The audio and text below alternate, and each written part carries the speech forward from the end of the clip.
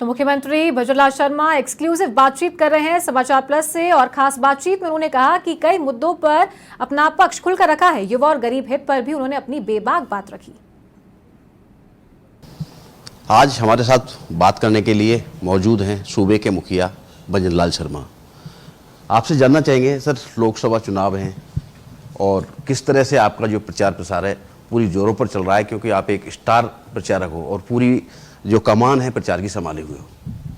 देखिए, ऐसा नहीं है। भारतीय जनता पार्टी पूरी टीम भावना से काम करती है, इसके लिए पूरी टीम लगी हुई है। मैं भी उसी एक टीम का हिस्सा हूँ और सभी लोग लगे हुए हैं और चुनाव का काम तो होता ही है और पूरी तरह से उसको सभी लोग कर रहे हैं। आपका कहना है हैट्रिक लगाएंगे, कांग्रेस कह रही है अब की बार माहौल अलग है। देखिए, कांग्रेस तो हमेशा कहती है,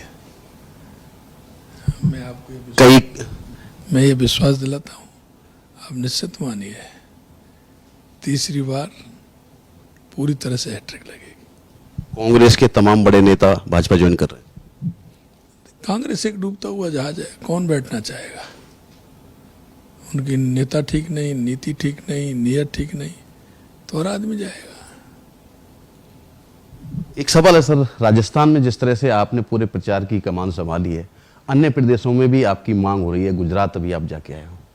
देखिए, ये संगठन का निर्णय, संगठन जहाँ मेरे को निर्देशित करेगा वहाँ मैं जाऊँगा।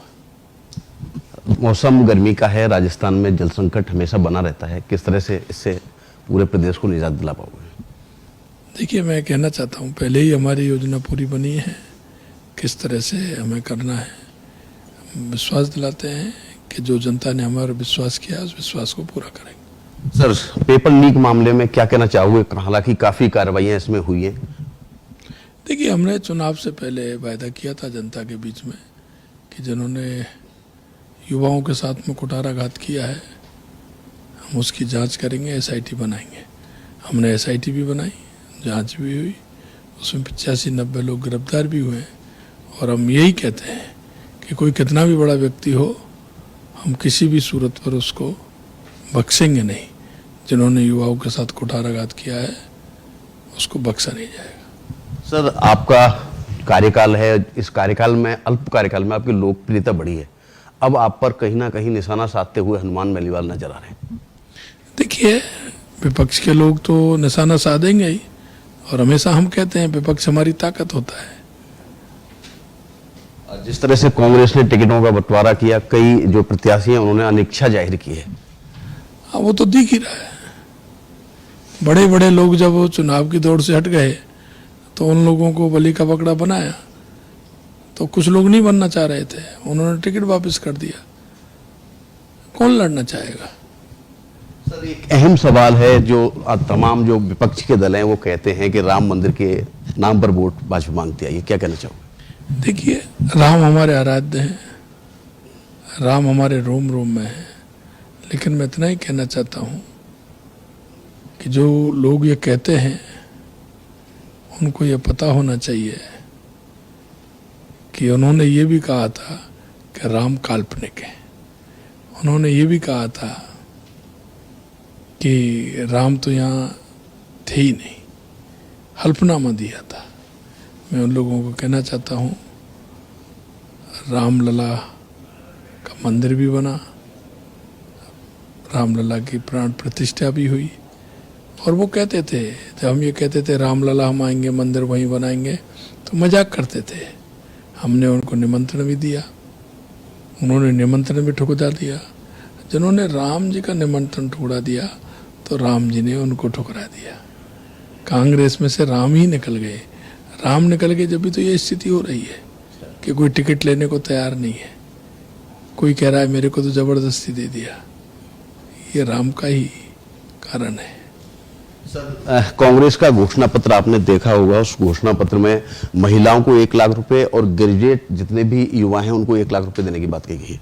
देखो, कांग्रेस का घोषणा पत्र ही होता है। वो एक दिन घोषणा पत्र ला करके वो घोषणा करते हैं, उनको करना थोड़ी होता है। चुनाव में घोषणा पत्र लाते हैं, उसके बाद उसको खोल के नहीं देखते। हमारा संकल्प पत्र होता है, विजन के साथ होता है। वो संकल्प पत्र हमारा ये होता है कि वो पूरा होने की गारंटी होती है मोदी जी की। संकल्प पत्र को गारंटी यानी पूरा होने की गारंटी। अब की बार 400 पार का नारा आपने दिया है, किस तरह से देखते हैं? देखिए, राजस्थान के अंदर 25 की 25 सीट की बात कही है। निश्चित रूप से 4 तारीख को 25 की 25 सीट जीतेंगे। देश के अंदर एनडीए 400 पार होगा, ये मैं नहीं कह रहा हूँ, ये आप जैसे चैनल कह रहे हैं। कोई भी चैनल ऐसा नहीं है जो 4 से कम दे रहा है। कोई 1-2 कम दे रहा है तो 2-4 1-2 4 10 5 ज़्यादा दे रहे हैं। तो हम थोड़ी कह रहे हैं, चैनल भी कह रहे हैं। देश की जनता विश्वास करती है मोदी जी पर, और वो कहती है देश की जनता के मोदी जी जो कहते हैं वो करते हैं। देश की जनता का विश्वास है, इसलिए 400 पार एनडीए करेगा। सर, एक विपक्ष द्वारा माहौल बनाया जा रहा है कि 400 पार होती है तो कहीं ना कहीं संविधान परिवर्तन किया जाएगा। देखिए, विपक्ष के पास क्या है? ये विपक्ष झूठ का पुलंदा है। चुनाव से पहले कई तरह की लूट और झूठ की बातें करते हैं, जनता उस पर ज़्यादा ध्यान नहीं देती है। हम कहना चाहते हैं कि संविधान की वो बात करते हैं। हमारे देश के यशस्वी प्रधानमंत्री नरेंद्र मोदी जी ने कहा है, हमारे गृह मंत्री जी ने कहा है, हमारे राष्ट्रीय अध्यक्ष जी ने कहा है, हमने भी कहा है कि किसी भी कीमत पर आरक्षण समाप्त नहीं होगा। लेकिन ये इस तरह का माहौल और झूठ बनाते हैं कांग्रेस के लोग। ये आज का नहीं है, पहले से ही फितरत है इनमें। सर, प्रदेश के विकास के लिए क्या विजन आपने रखा है, प्राथमिकताएं क्या तय की? निश्चित रूप से जो हमारे संकल्प पत्र में जो हमने विजन लिए हैं, हम पूरे संकल्प पत्र को पूरा करेंगे, ये हमारा वायदा है। सर, जहाँ तक है, मैं आपको एक लंबे वक्त से जानता हूँ, आपकी राजनीति को देख रहा हूँ। आप देर रात तक मेहनत करते हैं, बैठकें लेते हैं, अधिकारियों की संगठन में भी बैठकें लेते हैं।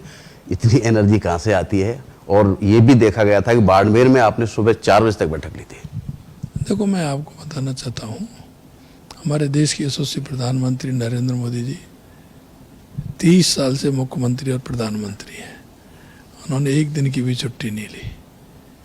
18-18, 19-19 घंटे काम करते हैं। ऐसे ही हमारा केंद्रीय नेतृत्व है, हमारे अध्यक्ष जी हों, गृह मंत्री जी हों, वो काम करते हैं। निश्चित रूप से हमसे ऊर्जा मिलती है, और जिस तरह से वो काम करते हैं तो हम तो कुछ नहीं करते। बिल्कुल, ये हैं मुख्यमंत्री भजनलाल शर्मा, जिनका साफ तौर पर कहना है जो वरिष्ठ नेताओं से सीखा है, साथ ही जन सेवा के लिए वो दिन रात मेहनत करते हैं और इसी तरह कार्य करते रहेंगे। मेरे सहयोगी वीडियो जर्नलिस्ट धन सिंह के साथ मनोज शर्मा, समाचार प्लस न्यूज, जयपुर।